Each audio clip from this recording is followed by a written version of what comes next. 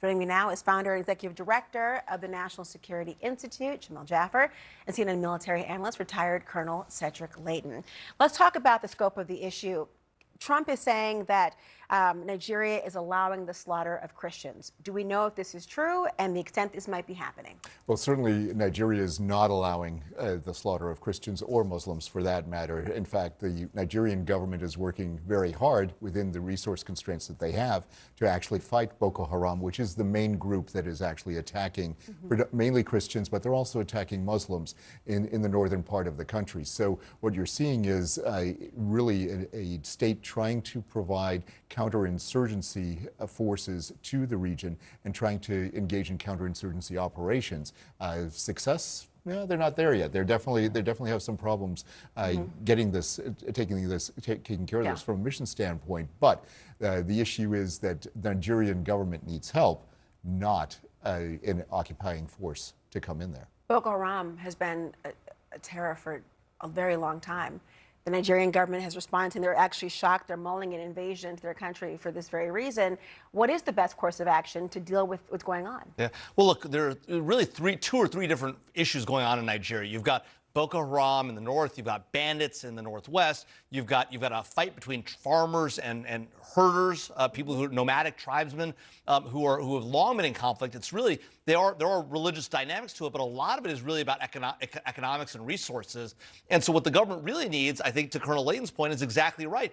They need counterterrorism support. Unfortunately, we got pushed out of Niger, a neighboring country, just a year ago. The closest forces we have are in Djibouti, quite a distance away. Our headquarters for AFRICOM is in Germany, right? So we don't have a lot of resources in the region to bring to bear on this problem. The best we could probably muster is some counterterrorism strikes, but those would be probably not against the Nigerian government, but in favor of the Nigerian government, which to Colonel Leighton's point is actually trying to stop these attacks on Christians and Muslims in their country. So what would the military be doing there? I mean, given all those resources, where would the American military come in? So this would be one of the hardest missions to plan because counterterrorism missions by their nature are difficult. And so what you'd have to do is you'd have to get permission from the Nigerians to go in there and to go into the right place. You need ironclad intelligence. That's something that they're not doing in Venezuela, for example. They are just attacking targets as they see them. That is not the way to do this kind of thing. What you need to do is you need to find out who the people are, where they're located, who the most important ones are, and then eliminate those. And that's the most efficient way to do that. We've done that before in Iraq. We've done it in Afghanistan. But in the case of Nigeria, you're talking a vast country that's 37% larger than Texas in terms of square miles. And it's 200, like you mentioned, 230 million people plus. And it's a very complicated, really difficult area to work in. Yeah.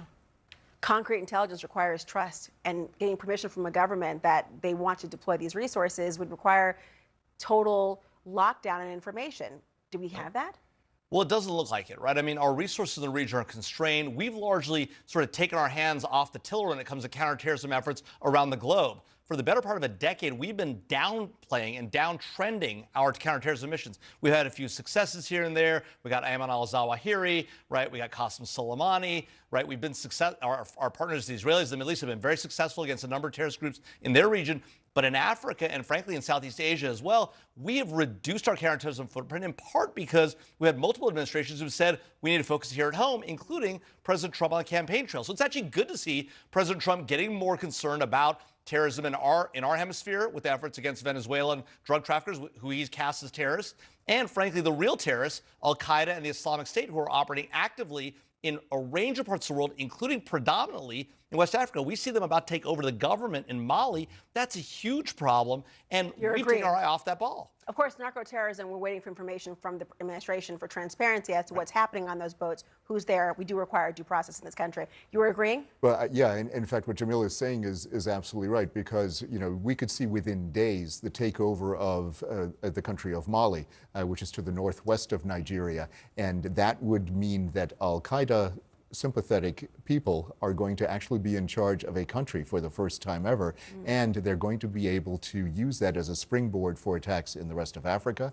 and potentially for attacks in Europe and possibly even in the Americas. So this is going to be a really important development, and we have to really pay attention to this. The capital is surrounded, Bamako of Mali is surrounded by rebel forces right now. There are fuel shortages, and that's the kind of thing that is going to lead to the fall of that government, and that'll be dangerous for Nigeria as well.